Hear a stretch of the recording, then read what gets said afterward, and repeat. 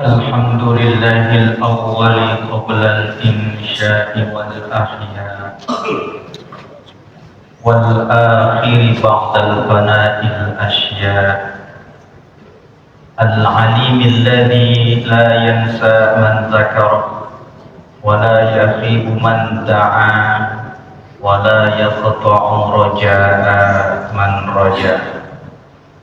أشهد أن لا إله إلا الله وحده لا شريك له وأشهد أن سيدنا ونبينا محمدا عبده ورسوله لا نبي بعده. اللهم صل وسلم على نبينا محمد وعلى آله الطيبين الطاهرين وعلى أصحابه أجمعين وعلى أمتي إلى يوم الدين. أما بعد فيا أيها الحاضرون أوصيكم وإياي بتقوى الله وطاعته لعلكم ترحمون لعلكم تفلحون. قال الله تعالى: أعوذ بالله من الشيطان الرجيم. بسم الله الرحمن الرحيم. يا أيها الذين آمنوا اتقوا الله حق تقاته ولا تموتن إلا وأنتم مسلمون. صدق الله العظيم. Hadirin jamaah Jumat yang berbahagia, melalui mimbar yang mulia ini khatib mengajak kita tingkatkan ketakwaan kita kepada Allah Subhanahu wa taala, dan kita juantahkan ketakwaan itu dalam kehidupan kita, sehingga apapun yang kita kerjakan, setiap tarikan dan hembusan nafas, setiap gerakan kita akan bernilai ibadah di sisi Allah Subhanahu wa ta'ala. Hadirin jamaah Jumat yang berbahagia, Allah menyatakan jaminannya dalam kitabnya yang suci dan mulia. Wa ma min dabbatin fil ardi illa 'ala Allahi rizquha wa ya'lamu mustaqarraha wa mustawda'aha kullun fi kitabim mubin. Kata Allah, tidak ada satu makhluk yang melata pun di muka bumi ini illa 'ala Allahi rizquha, kecuali rizki baginya sudah Allah jamin, dan Allah Maha mengetahui tempat kediaman dan tempat untuk menyimpan makanan bagi seluruh makhluk. Dengan pernyataan Allah ini yang disampaikan oleh Rasulullah SAW sebagai pembawa risalah, salah seorang sahabat mempertanyakan tentang proses bagaimana cara Allah membagikan rezeki kepada seluruh makhluk. Karena jangankan seluruh makhluk, manusia yang berkumpul di satu tempat pun memiliki kebutuhan yang berbeda, memiliki doa yang berbeda-beda. Lantas bagaimana dengan Allah menjamin dan membagikan rezeki kepada seluruh makhluk? Maka jawaban dalam riwayat ini adalah Allah menjamin dan membagikan rizki kepada makhluknya sebagaimana Allah menjamin dan membagikan udara untuk bernapas bagi makhluknya. Hadirin jamaah Jumat yang berbahagia, ketika kita berdoa, Allahumma arinal haqqa haqqan warzuqna ittiba'ah wa arinal batila batilan warzuqna ijtinabah. Rezeki di sini kita artikan dan kita pahami sebagai potensi atau kemampuan untuk memahami dan kemampuan untuk mengikuti kebaikan dan kemampuan untuk menjauhi kebatilan. Rezeki setidaknya ada dua kategori. Kategori yang pertama adalah rezeki yang Allah jamin kepada setiap makhluk selama makhluk tersebut masih diberi kesempatan untuk hidup. Dan rezeki di sini kita pahami sebagai segala potensi yang mendukung dan menjamin keberlangsungan hidup. Rezeki yang pertama adalah rezeki yang Allah jamin selama makhluk hidup tersebut masih diberikan kesempatan hidup. Dalam sebuah riwayat disampaikan kepada kita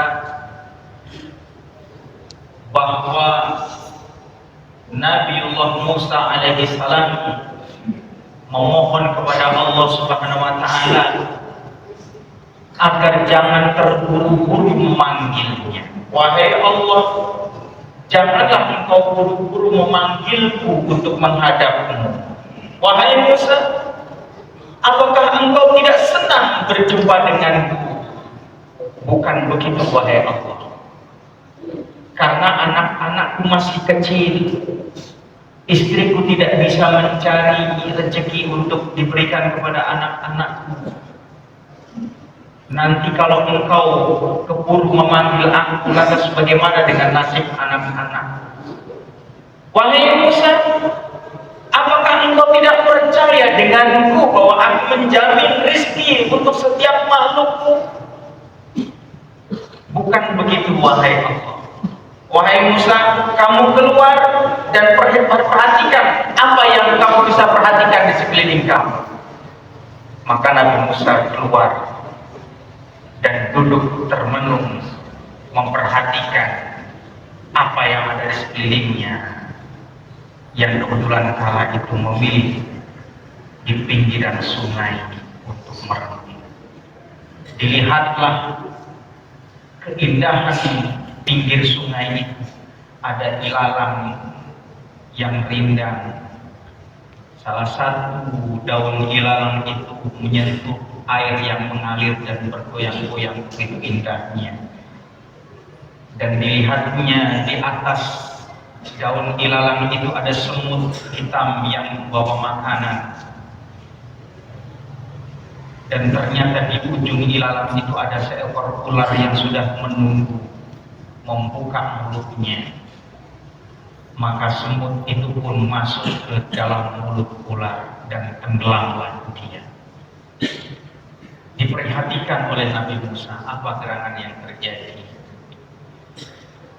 Beberapa saat kemudian muncul kembali ke permukaan air ular dan semut ini.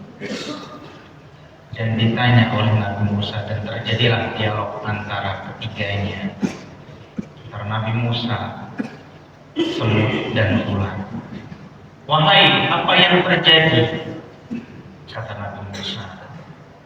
Semut dan ular mengatakan, wahai Nabi Allah, kami diutus oleh Allah untuk mengirimkan makanan bagi cacing yang tertimpa bebatuan di dasar sungai.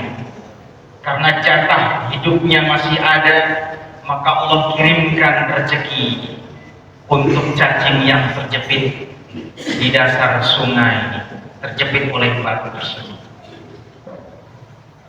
Jadi selama Allah masih memberikan kesempatan kepada makhluknya untuk hidup, maka hari esok akan datang dengan jatah rezekinya. Tetapi sebagai makhluk manusia yang memiliki keinginan untuk hidup lebih baik, memiliki keinginan untuk hidup lebih layak, tidak cukup rasanya rezeki yang Allah jaminkan kepada kita selama kita hidup. Bukan tidak bersyukur, karena memang ada rezeki yang model kedua, yaitu hadirnya harus melalui sebab akibat. Hadirnya harus melalui proses usaha. Maka rezeki yang kedua harus ada sebab yang kita munculkan untuk rezeki itu hadir. Dan di antara yang menyebabkan rezeki itu hadir, yang pertama adalah berusaha. Kita bekerja keras untuk meraih rezeki yang Allah tebarkan di muka bumi ini. Allah perintahkan kita untuk beribadah mentaatinya. Dan setelah kita selesai melaksanakan ibadah, Allah perintahkan kita untuk bertebaran di muka bumi untuk meraih karunia rezeki Allah. Ini menunjukkan bahwa rezeki itu juga ada yang hadirnya karena ada sebab, dan sebabnya karena usaha kita. Dan di antara sebab yang kedua yang bisa menghadirkan rezeki adalah dengan bersedekah. Sebuah riwayat mengajarkan dan memerintahkan kepada kita bagaimana cara mengundang rezeki ini. Ajilu ar-rizqa bis-shadaqah. Percepatlah datangnya rezeki kepada kalian bis-shadaqah, dengan bersedekah. Dengan kita banyak bersedekah, maka rezeki itu akan datang menghampiri kita. Konon di masa kenabian Musa alaihissalam hidup sepasang suami istri yang taat beribadah, tetapi kehidupannya dijalaninya dalam keadaan miskin papa. Usaha pun sudah diwujudkan, doa pun tidak terputus, tetapi Allah belum juga berkehendak untuk memberikan dan menurunkan rezeki yang datangnya harus melalui sebab yang kita ciptakan. Maka sang istri mengusulkan kepada sang suami, "Wahai suamiku, kita kan hidup di tengah-tengah Nabiullah yang diajak berbicara oleh Allah, Musa kalamullah. Apakah kita tidak sebaiknya sowan kepada beliau dan memohon agar beliau berdoa kepada Allah agar memberikan rezeki kepada kita?" Maka permintaan dan usul dari istri ini disetujui oleh suami, dan mereka berdua datang kepada Nabi Musa alaihissalam dan menyampaikan maksudnya. Nabi Musa berdoa kepada Allah, dan Allah ijabah doa Nabi Musa itu untuk kepada sepasang suami istri ini. Allah akan karuniakan rezeki yang melimpah, tetapi dengan catatan rezeki yang melimpah yang Allah anugerahkan itu masanya sudah tidak berlaku lagi, dan dia akan hidup dalam keadaan papa. Disampaikanlah oleh Nabi Musa apa yang disampaikan oleh Allah ini, dan sepasang suami istri ini menerima dengan lapang dada. Hari berikutnya kehidupannya mendapatkan rezeki dari jalan yang tidak disangka-sangka dan begitu melimpah ruah. Maka sang istri mengusulkan kepada suaminya, wahai suamiku, alhamdulillah doanya Nabi kita telah dikabulkan untuk kita. Kita hidup dalam keadaan mewah dan berlimpah materi. Bagaimana kalau kita menolong orang-orang di sekitar kita yang membutuhkan? Kita beri makan, kita bagi makanan kepada mereka. Setuju, wahai istriku tercinta? Maka sepasang suami istri ini setiap harinya menyediakan makanan untuk banyak orang yang membutuhkan. Kemudian dia bangun pantai asuhan, dia bangun rumah-rumah sosial yang di dalamnya banyak yang membutuhkan dan dijamin makannya. Bahkan membangun banyak gedung. Dan setidaknya ada 7 pintu yang dibuka karena ada 7 jalan yang menuju ke situ. Dan 24 jam suami istri ini menyediakan makanan untuk siapa saja yang membutuhkan. Terus dilakukan sampai hitungan tahun itu lewat. Setahun, 2 tahun, 3 tahun, 7 tahun berlalu.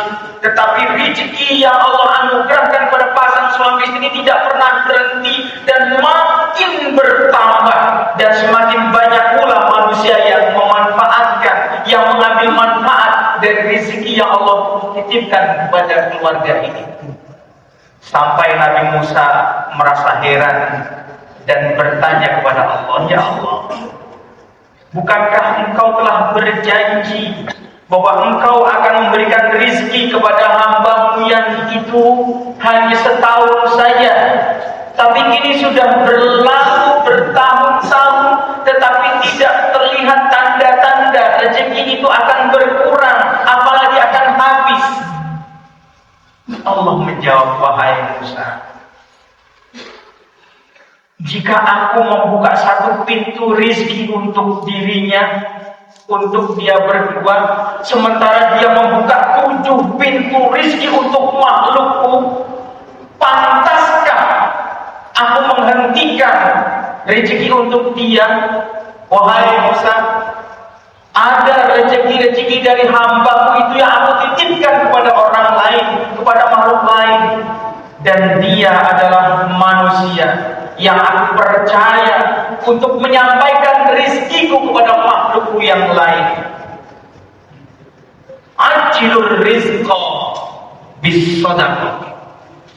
Jika selama ini kita merasa sudah banyak berdoa, sudah berusaha semaksimal mungkin, tetapi kita merasa rizki yang datang kepada kita belum sesuai dengan yang kita harapkan,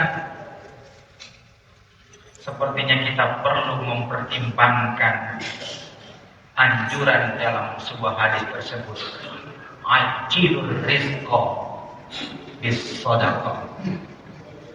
Kita pancing rezeki, kita percepat datangnya rezeki untuk hadir kepada kita dengan bersedekah. Tidak perlu menunggu banyak untuk bisa bersedekah. Kita punya sedikit, kita bersedekah dengan yang sedikit.